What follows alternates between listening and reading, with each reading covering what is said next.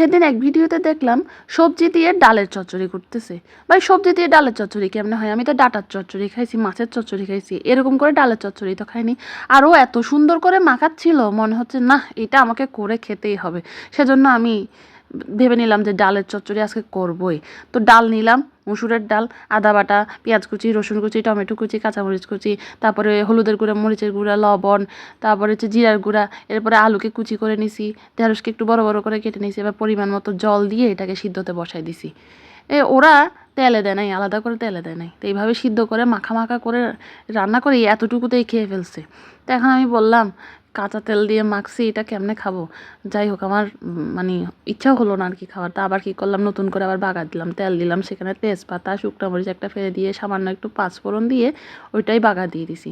মসুর ডাল যেমন তেমন করে হোক, আমার পেঁয়াজ রসুন থেকে পাঁচফোড়ন দিয়ে খেতে আমার ভালো লাগে। যাই হোক, এত মজা হয়েছে। আমি শুধু এই ডালটা দিয়েই যতটুকু ভাত খাইছি, আমার মনে হয় পেট ভরে গেছে, কি একদম তৃপ্তি করে খাইছি। এরকম ডাল চচ্চড়ি তো প্রতিদিন খাওয়া যায়।